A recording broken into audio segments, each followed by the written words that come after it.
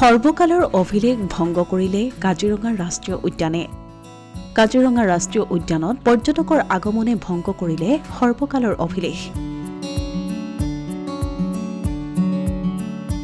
বিগত বৰ্ষৰ 1 অক্টোবৰত দেশী বিদেশী পৰ্যটকৰ বাবে মুকলি কৰি দিয়া হৈছিল কাজিৰঙা ৰাষ্ট্ৰীয় উদ্যান।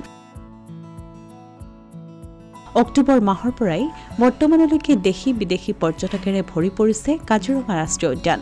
আৰু নতুন বছৰৰ প্ৰথমটো মাহতেই আহিল ভাল খবৰ। চলিত 2024-25 বিত্তীয় বৰ্ষত বৰ্তমানলৈ 2,90,000 পৰ্যটকে দৰ্শন কৰিলে বিশ্ব ঐতিহ্য ক্ষেত্ৰ কাজিৰঙা ৰাষ্ট্ৰীয় উদ্যান। ইয়াৰে বিদেশী পৰ্যটকৰ সংখ্যা 9,500 গৰাকী আৰু কাজিৰঙা ৰাষ্ট্ৰীয় উদ্যানৰ পৰ্যটন ইতিহাসত এক অভিলেখ সৃষ্টি কৰি পৰ্যটকৰ আগমনে ভংগ কৰিলে সৰ্বকালৰ অভিলেখ। উল্লেখযোগ্য যে অক্টোবৰৰ পৰা বৰ্তমানলৈকে 7,40,00,000 টকাৰ ৰাজহ সংগ্ৰহ কৰিছে বন বিভাগে।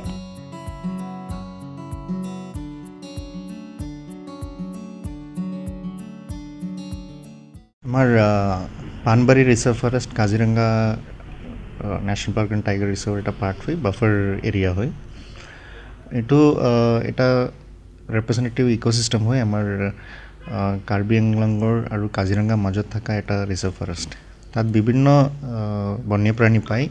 আমাৰ মেইন এট্ৰেকশ্যন তাত হয় হুলক গিবন পায় আৰু বিভিন্ন চৰাই, মেইনলি হৰ্ণবিল আৰু উইণ্টাৰ মাইগ্ৰেটৰী বাৰ্ডছ। এতিয়া আমি মাইগ্ৰেটৰী বাৰ্ডছ বুলি ক'লে মেক্সিমাম আমি কাজিৰঙাত মানে ৱাটাৰ বাৰ্ডছৰ কথাই মনত আহে, কিন্তু কাৰ্বি আংলঙৰ পৰা উইণ্টাৰ সময়ত বিভিন্ন উডলেণ্ড বাৰ্ডছ আমাৰ পানবাৰী ৰিজাৰ্ভত আহে। তেনেকুৱা মানে সেইটো আমাৰ মেইন এট্ৰেকশ্যন হয় পানবাৰীত।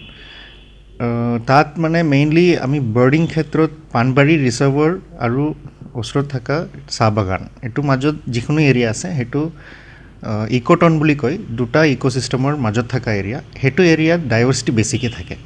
তো আমি সেইটো এৰিয়া যেনেকৈ বাউণ্ডেৰীত যি আমাৰ চাহ বাগান আৰু পানবাৰীৰ বাউণ্ডেৰী, তাত মানে বাৰ্ডিং ট্ৰায়েলছখিনি তাত বিভিন্ন অলৰেডি গাইডসকলে ইয়াত মানে বিভিন্ন গ্ৰুপক বাৰ্ডিং কাৰণে তাত লৈ যায়। আমি জেনেৰেলি নেচাৰ অৰিয়েণ্টেশ্যন ইনিচিয়েটিভ কৰোঁ। তেতিয়াও আমি কাজিৰঙা দাঁতিকাষৰীয়া এৰিয়াত যিমানো ছাত্ৰ ছাত্ৰী আছে তাৰ পৰা যিমান মানুহ আহে তেওঁলোক সকলোকে আমি তাত মানে বাৰ্ডিঙৰ কাৰণে লৈ যাওঁ। সেইটো এটা ভাল অনুভৱ হয় তাত যেতিয়া মানুহ যায়। মেইনলি উইণ্টাৰ ছিজনত আমাৰ ডিচেম্বৰ, জানুৱাৰী আৰু ফেব্ৰুৱাৰী ফাৰ্ষ্ট হাফলৈকে সেইটো পিৰিয়ডত তাত কালাৰফুল বাৰ্ডছ আহে, সৰু সৰু চৰাই বহুত আহে। হাতী পোৱা যায় তাত হাতী আছে। আমাৰ পানবাৰী যেনেকৈ মই কৈছোঁ কাৰ্বি আংলং আৰু কাজিৰঙাৰ মাজত থকাৰ কাৰণে সেইটো এৰিয়াত মানে হাতী ৰেগুলাৰলি ইউজো কৰে। আৰু বানপানীৰ সময়তো সেইটো এৰিয়াত বিভিন্ন বন্যপ্ৰাণী শ্বেল্টাৰ লয় তাত। যেনেকৈ ৰাষ্ট্ৰীয় উদ্যান ৰাষ্ট্ৰীয় ঘাইপথ পাৰ কৰাৰ লগে লগে পানবাৰী আৰম্ভ হৈ যায়। চ' যেতিয়া বানপানী হয় তেতিয়াও বিভিন্ন জন্তুকেইটা তাত সোমাই যায়। তাৰপিছত এতিয়া উইণ্টাৰ ছিজন লাহে লাহে এইটো ঘূৰি যায়। তাত মানে তেনেকৈ হাতী, পহু, কেতিয়াবা নাহৰ ফুটুকীও দেখা পাইছে। তাত মানে মেমেল ডাইভাৰ্চিটিও ধুনীয়াকৈ আছে। এই ভাল খবৰটোৰ লগতে পৰ্যটকৰ বাবে আছে আন এক ভাল খবৰ। 12 মাহে এতিয়া প্ৰতিজন পৰ্যটকে কাজিৰঙাত কৰিব পাৰিব জীপ ছাফাৰী। অহা 1 ফেব্ৰুৱাৰীৰ পৰা কাজিৰঙা ৰাষ্ট্ৰীয় উদ্যান তথা ব্যাঘ্ৰ সংৰক্ষিত বনাঞ্চলৰ অন্তৰ্গত পানবাৰী সংৰক্ষিত বনাঞ্চল মুকলি হ'ব পৰ্যটকৰ বাবে। পক্ষী পৰ্যটনৰ প্ৰচাৰ আৰু প্ৰসাৰৰ বাবে এই সিদ্ধান্ত গ্ৰহণ কৰিছে ৰাষ্ট্ৰীয় উদ্যান কৰ্তৃপক্ষই।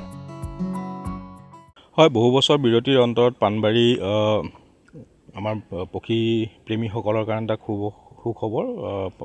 পানবাৰী পুনৰ অপেনিঙৰ যোজা পাৰ্ক অথৰিটিয়ে সম্পূৰ্ণ কৰি তুলিছে আৰু আমি আশা কৰোঁ ফেব্ৰুৱাৰী 1 তাৰিখৰ পৰাই পানবাৰী পক্ষীপ্ৰেমীসকলৰ কাৰণে মুকলি কৰি দিয়া হ'ব।